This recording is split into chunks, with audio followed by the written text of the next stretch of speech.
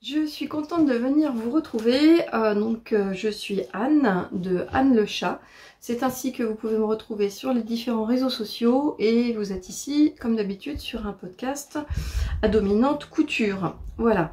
Donc je reviens aujourd'hui sûrement sur un format beaucoup plus court que d'habitude parce que j'avais envie de venir vous détailler quelques dernières réalisations que j'avais pu faire. Et comme je manque de temps, forcément, rentrée de mes étudiants oblige.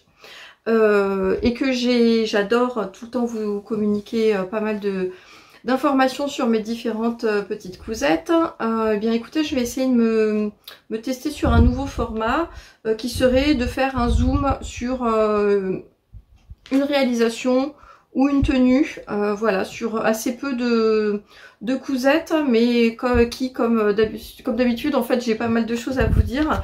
Donc on va voir si jamais c'est un format que je vais faire perdurer voilà, dans le temps, si jamais ça vous plaît, si ça me convient moi aussi par rapport à mon emploi du temps. Et puis peut-être que du coup ça me permettra de poster peut-être moins longtemps mais plus régulièrement. Voilà, ça va me réduire mon temps de montage, mais d'un autre côté il faut que je me dise aussi que je dois sortir mon appareil, ma petite installation à chaque fois, donc je vais réfléchir un petit peu à la façon dont je vais pouvoir m'organiser. Alors, avant toute chose et avant de vous indiquer ce que je vais vous montrer aujourd'hui, donc je suis ravie de pouvoir vous montrer une petite réalisation estivale que j'ai faite il y a déjà un an. Vous le reconnaissez sans doute, il s'agit du top Ségur de Cozy Little World, voilà, que vous voyez donc avec un dos élastique. Et puis avec le petit froufrou que j'ai fait ici, qui est dans cette sublime viscose Liz Taylor, et je le porte aujourd'hui pour le podcast avec la petite jupe à taille élastique qui est dans le même tissu, cette même viscose. J'adore vraiment, voilà, que je porte en fait avec une ceinture, ce qui donne une impression de robe. Et qu'on peut enfin porter, voilà, youpi. Voilà, enfin le soleil, enfin la chaleur pour pouvoir porter du moins quelques jours, quelques réalisations estivales. Alors, donc aujourd'hui, comme je vous l'ai dit, je viens pour vous mettre le focus sur une cousette et il va s'agir donc de ce que j'ai réalisé à partir de ce patron de République du chiffon, et il s'agit du chemisier Nelly. Voilà, le chemisier Nelly que vous découvrez donc ici.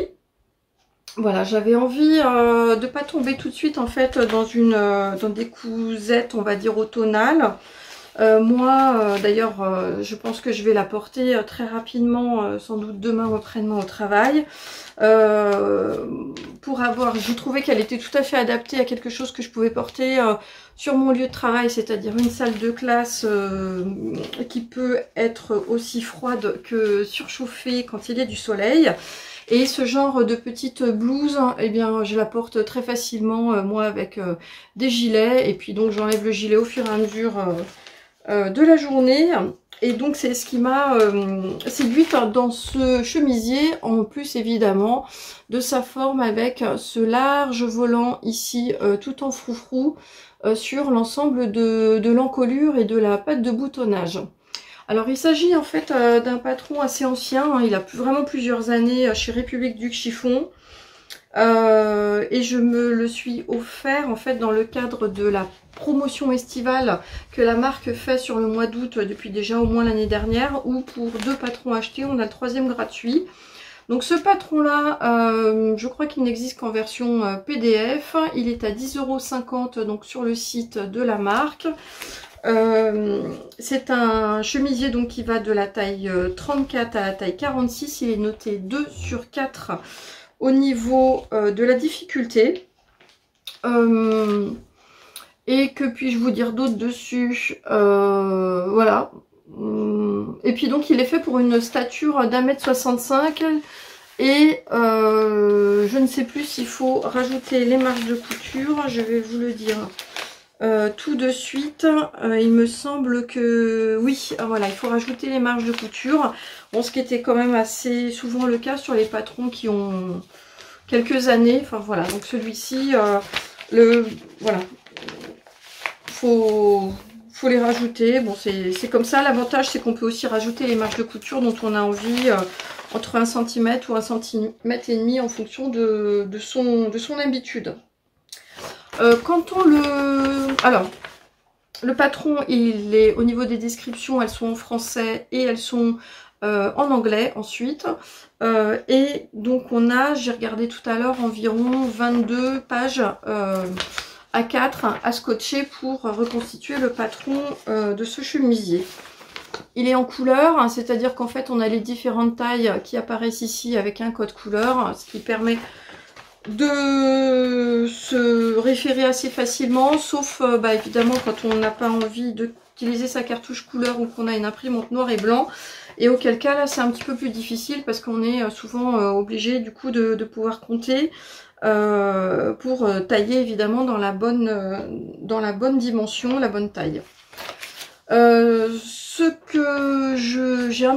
qui m'a un petit peu embêté au moment de la découverte en fait de toutes les feuilles une fois qu'elles sont sorties de mon imprimante, c'est de constater, au début j'ai cru que je m'étais trompée en fait dans les paramètres d'impression, c'est qu'en fait j'avais toute une bande blanche de 4 cm et demi en bas de chaque feuille.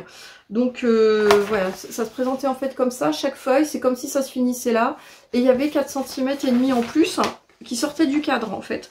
Donc ça veut dire qu'il faut systématiquement les couper. Alors c'est vrai qu'il y a quelques années, on était peut-être un petit peu moins précautionneux sur faire des économies de papier, d'encre, de tout ce qu'on voulait.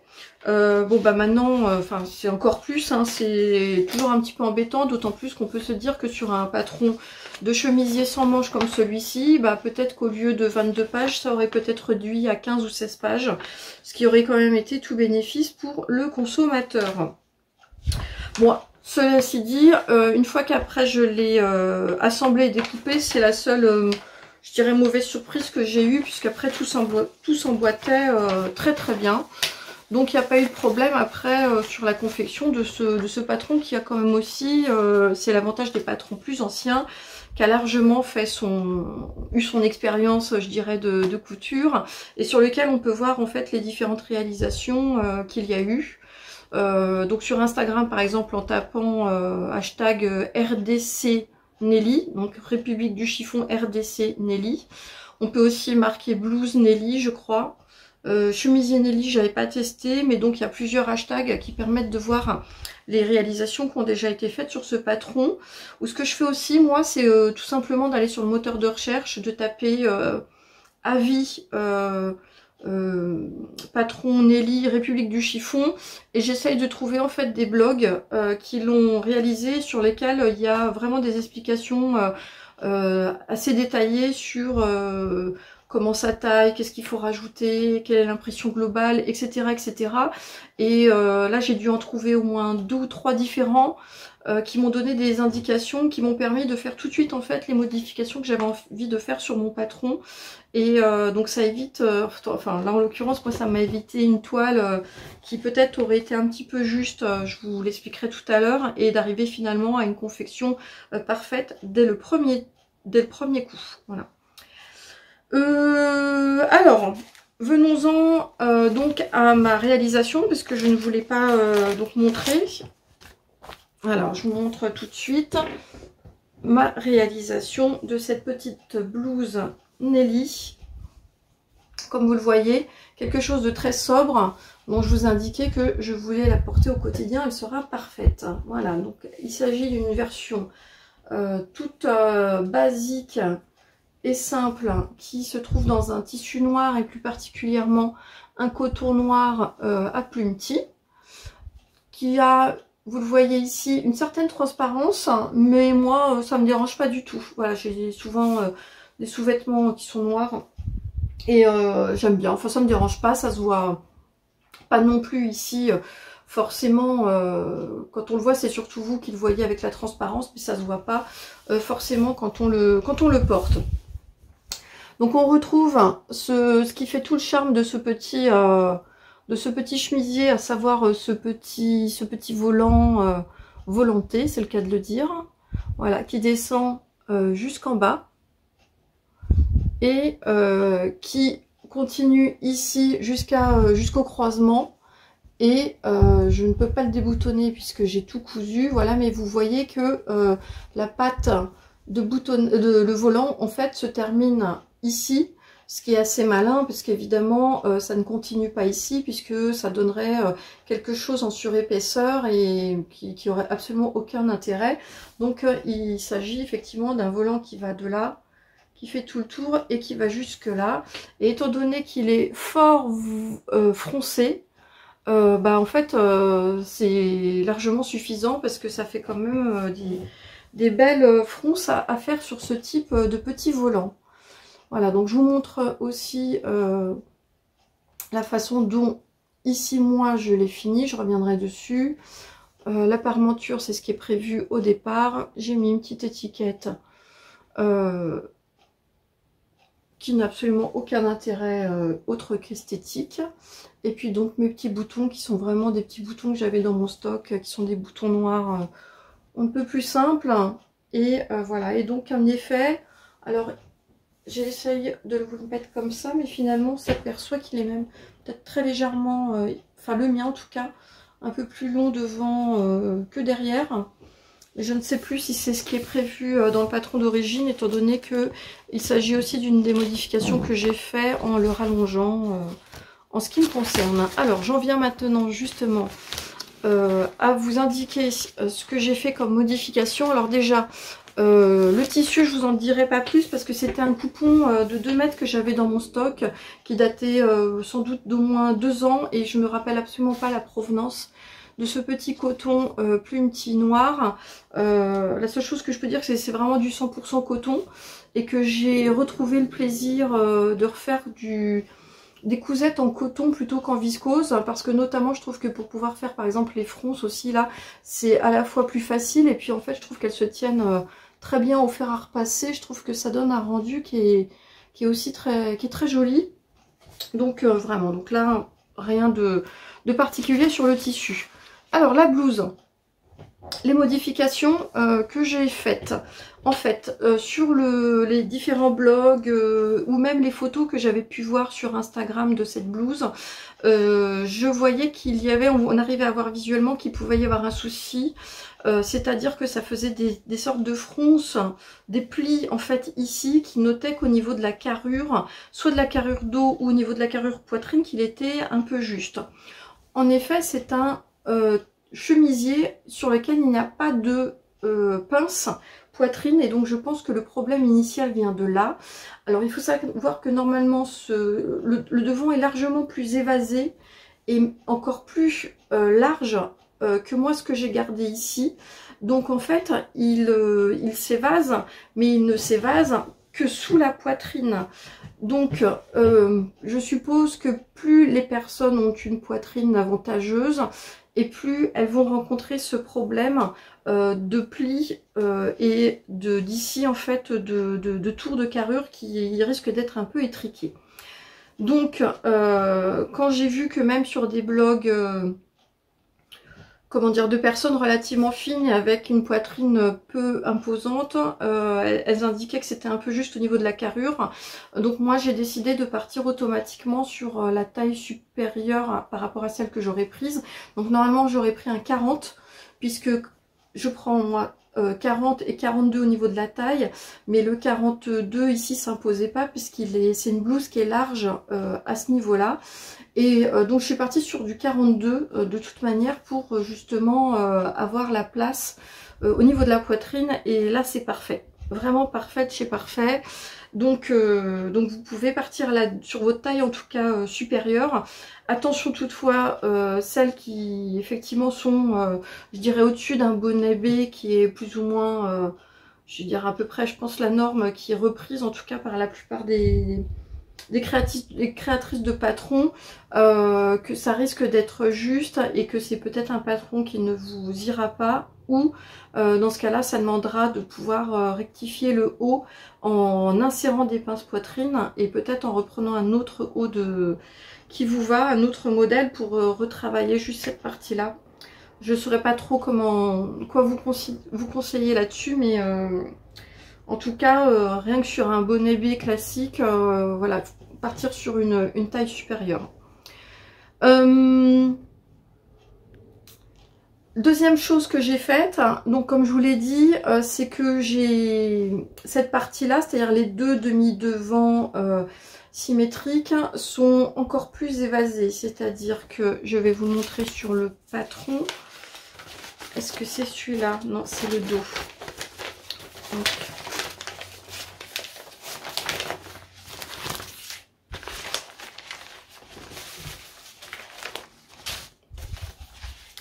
voilà, donc c'est cette pièce-là.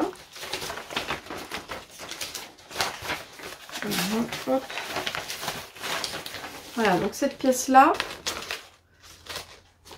Donc moi, en fait, ici, c'est celle que j'ai conservée, mais en sachant que d'origine, en fait, je l'ai même repliée. Donc ça veut dire que j'ai enlevé 2 tailles.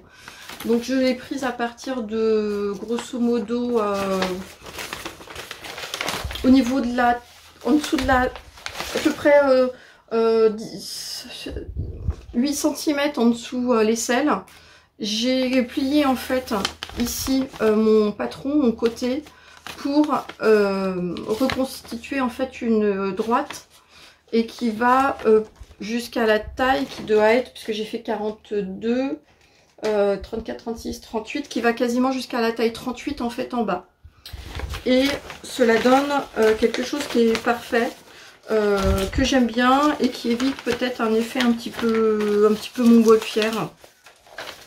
En sachant que je ne l'ai pas fait tel qu'il était prévu initialement, donc je ne sais pas comment il taille d'habitude, mais c'est ce que j'imagine, puisque celle-là me convient parfaitement. Voilà.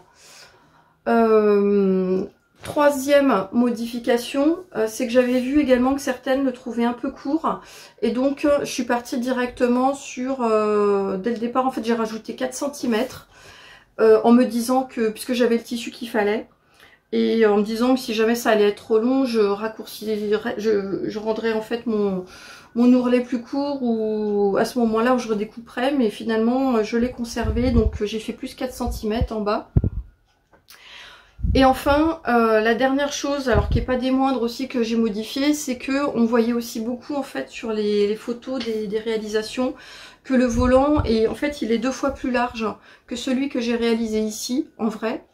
Et donc le poids du volant a tendance à faire que le col, ce volant en fait a tendance à faire un peu comme une collerette.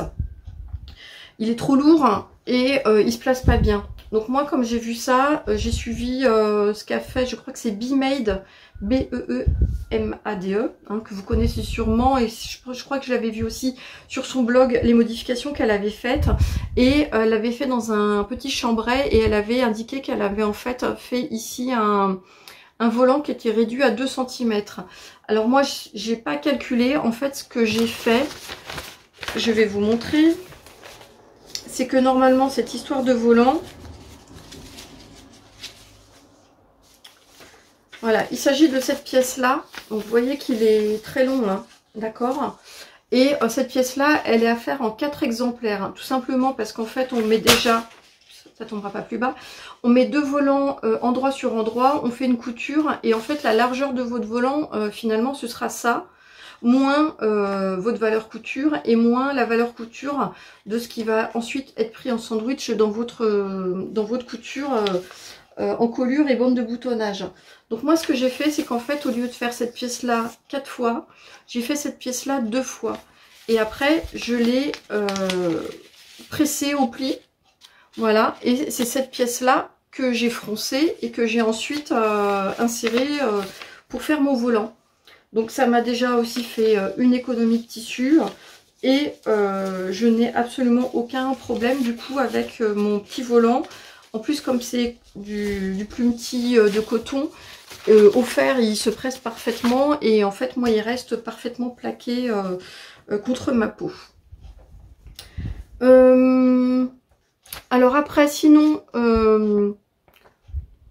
autre modification encore que j'ai faite, c'est qu'on a en fait une sorte, je crois que c'est une enforme qui est ensuite à découper dans le tissu d'origine et à mettre ici pour former les emmanchures. Et là encore, bon bah j'arrête pas de vous le dire, mais voilà, c'est que moi j'ai pris un billet de mon stock qui était déjà tout fait, d'autant plus que c'est du biais noir. Et je l'ai posé encore une fois comme la méthode des ateliers de Rachel Lajoie. Et en plus ça a tendance un petit peu du coup à donner de la consistance au niveau de mes manches. Ça vaille pas du tout. Et puis ça reste, moi j'aime bien, ça reste assez en forme. Ça rigidifie un petit peu et je trouve que ça c'est parfait en tout cas pour les emmanchures. Donc voilà ce que j'ai fait.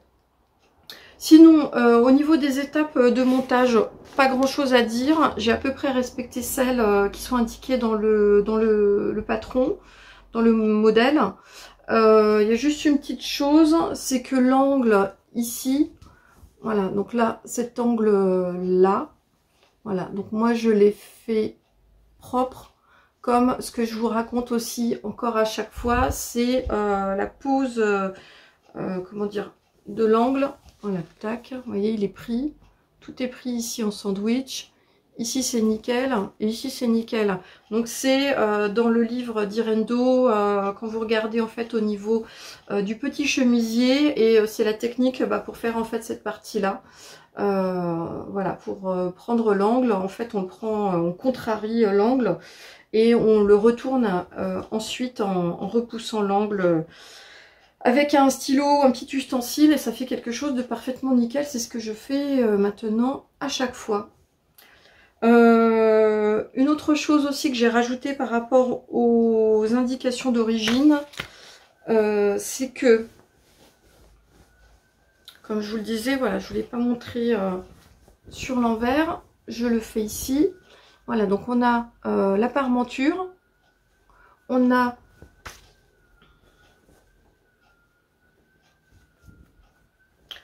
voilà, le volant, comme vous le voyez, qui s'arrête net ici, et on a la parmenture ici, et tout le volant est donc pris à chaque fois en sandwich, ok. Et donc pour faire en sorte que ce petit volant, encore une fois, se plaque bien, eh bien j'ai sous-piqué, on le voit ici, ma marge de couture avec ma parmenture, mais le fait que je prenne du coup aussi ce volant, eh bien, à contribuer justement à le plaquer proprement comme il faut. Donc c'est là, encore une fois, c'est la sous-piqûre. Il n'y a pas besoin après de surpiqûre apparente. Donc tout est en dessous, mais ça permet de bien maintenir encore une fois ce petit volant. Je n'ai rien d'autre, je crois, à vous dire sur ce petit top, sauf que j'en suis vraiment ravie. Évidemment, c'est du noir. Mais moi, concrètement, c'est ce que je porte quand même aussi beaucoup. Encore plus en fait en mi-saison. Et avec un petit gilet ou une veste par-dessus, je pense pouvoir le porter encore quelques semaines. Donc je vais vous montrer, pas tout de suite, je vais vous montrer ce qu'il donne, mais je vous ai dit que je pouvais vous montrer une tenue complète et je vais justement vous montrer avec quoi je l'ai associé en cousant dans la foulée quelque chose pour aller avec, voilà, et qui va être beaucoup plus rapide à vous expliquer, sachant que c'est déjà quelque chose que j'ai réalisé et que c'est quasiment quelque chose qui se fait sans patron.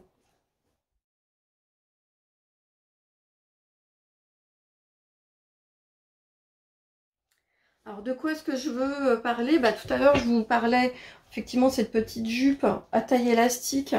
Je m'en suis fait plusieurs et j'avais un petit coupon de viscose de mon stock qui était blanc crème avec des cerises noires avec queue de cerise qui était rouge, qui était un coupon de moins d'1 mètre. Et bah, j'ai eu envie de m'en refaire justement une petite jupe pour aller avec ce type de petit top ou un petit t-shirt noir basique. Et donc c'est ce que j'ai fait, voilà. Donc j'ai transformé très facilement mon petit coupon ou une partie de mon coupon en petite jupe toute basique. Voilà, donc on va dire qu'elle sera surtout prête pour l'année prochaine. Et comme le tissu était transparent, en fait je l'aurais bien utilisé pour faire un top, mais il était trop transparent. Voilà, je sais pas, il est trop transparent, vous voyez pas trop là, mais il est quand même pas mal. Et donc y compris pour faire cette jupe là, j'ai voulu la doubler. Donc j'ai doublé en fait avec ce que j'avais. Je sais pas si ça aurait été peut-être mieux de le doubler avec une viscose crème, mais j'avais du noir et finalement bah, ça passe parfaitement. Voilà, donc pour faire ça, alors ça c'est au départ, je vous renvoie sur le blog des coupons de Saint-Pierre. Vous tapez dans la barre de recherche jupe, tuto jupe Sacré-Cœur, blog des coupons de Saint-Pierre, et vous tombez tout de suite en fait sur les explications qui sont données. C'est en fait un coupon, moi j'ai un coupon de, je prends combien? Je dois prendre 55 cm. Et encore, hein, parce que là, j'ai là et je crois que je recoupe un petit peu à la fin. Mais je crois 50-55 cm, en fait, ça suffit sur une laise même de 140. Et en fait, on fait une couture unique sur le côté. Donc ça, c'est l'explication de la jupe qui n'est pas doublée.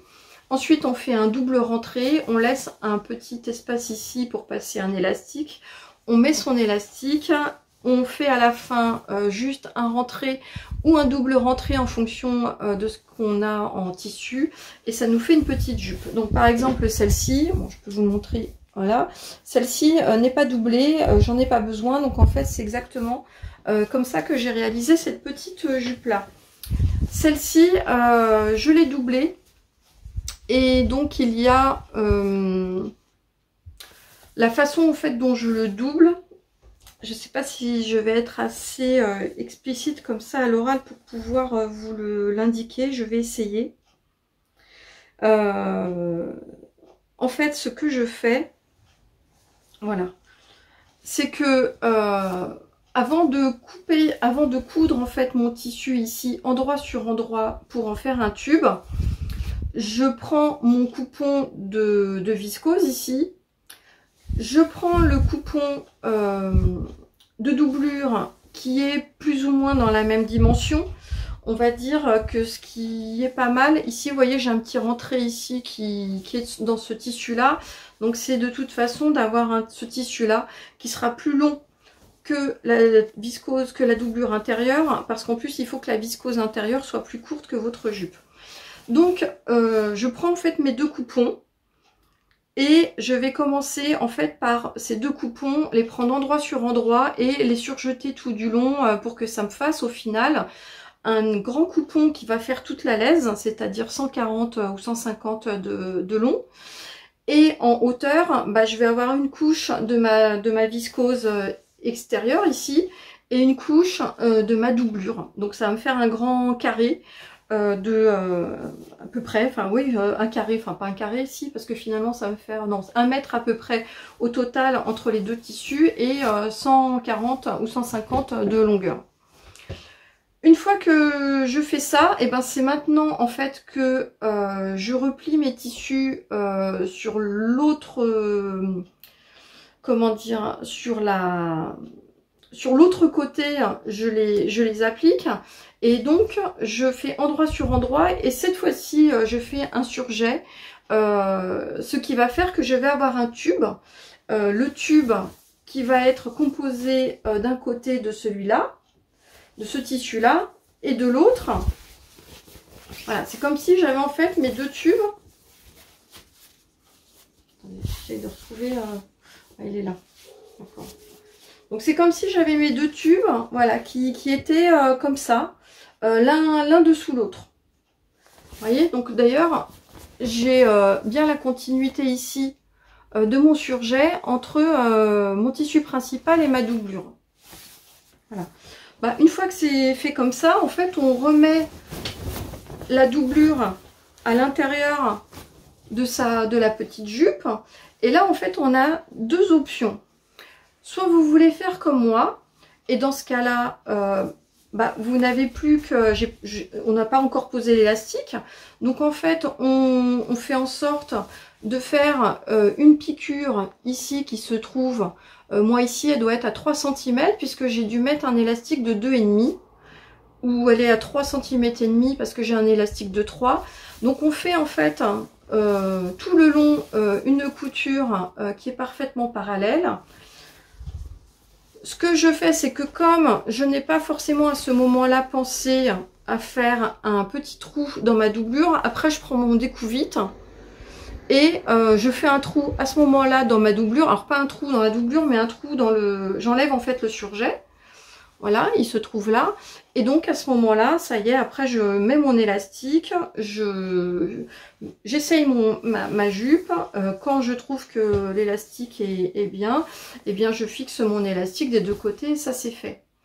La deuxième option que vous avez, si vous avez envie de faire un effet paper bag à votre jupe, eh bien c'est au moment où vous allez faire ça, c'est de rentrer votre tissu extérieur plus que je ne l'ai fait ici vers l'intérieur. Là déjà j'aurais pu le faire, vous voyez, donc je l'ai déjà fait un petit peu, mais on peut même encore accentuer la chose. Plus on va le faire et plus on aura un effet paper bag avec un petit volant qui va sortir de la taille. Et dans ce cas là, je vais prendre cet exemple ici. Si j'avais gardé cette partie-là, en fait, ce qu'on fait, on est toujours à plat sans qu'il y ait l'élastique. Eh bien, on va faire une couture de toute l'ensemble de... On va faire en fait une couture exactement sur cette couture-là. Et ça va nous donner justement le petit volant supplémentaire qui va rester. Et on fait de nouveau une couture parallèle comme celle-là. Et de nouveau, on insère l'élastique. Alors, il faudra bien calculer que là, par exemple, si j'avais voulu faire mon petit effet paper bag, eh bien peut-être que du coup, au lieu d'un élastique, par exemple, si c'était un élastique ici, j'ai mis moi un élastique, par exemple, de 3 cm, bah, peut-être que du coup, ce sera uniquement un élastique de 2 cm et demi qui va rentrer. Voilà. Donc, c'est à vous d'évaluer comment vous voulez faire ce petit effet paper bag. Et voilà, donc après bah, vous regardez si votre doublure, puisque du coup plus vous faites un effet paper bag, plus votre doublure elle va avoir tendance en fait à se rallonger en dehors de votre jupe. Donc moi ce que je fais, c'est que je fais d'abord l'ourlet de la jupe principale et après je la pose bien par terre, j'enlève 5 cm à peu près, même pas, 2-3 cm de moins. Ouais, 5 cm quand même. Voilà, pour qu'on n'ait pas la doublure qui ressorte. Et là, vous voyez que j'ai même quasiment fait qu'un surjet. J'ai même pas fait de repli derrière et je l'ai laissé telle qu'elle. Puisque de toute façon, elle ne se voit pas. Voilà, je vous ai livré mes petites astuces pour confectionner ce type de jupe. Hein, puisque quelqu'un me l'avait demandé sur Instagram. Et j'espère que mes indications orales sont suffisantes pour que vous puissiez vous confectionner votre jupe doublée. Et donc ce petit ce petit type de jupe doublée, ça peut se faire aussi avec un tissu plus automnal. Par exemple, je verrais bien ça aussi dans un tissu par exemple un peu écossais. Qui reste quand même assez léger hein, parce que ça a tendance quand même à donner du volume sur la taille, mais pourquoi pas se faire une petite jupe écossaise à porter après avec des collants et c'est quand même super chouette et avec des bottes. Moi je sais que j'avais fait l'année dernière la jupe, cette jupe là avec un tissu atelier brunette ou églantine Zoé noir avec des fils lurex cuivré et que c'est vraiment une de mes jupes chouchou même de l'hiver. Voilà.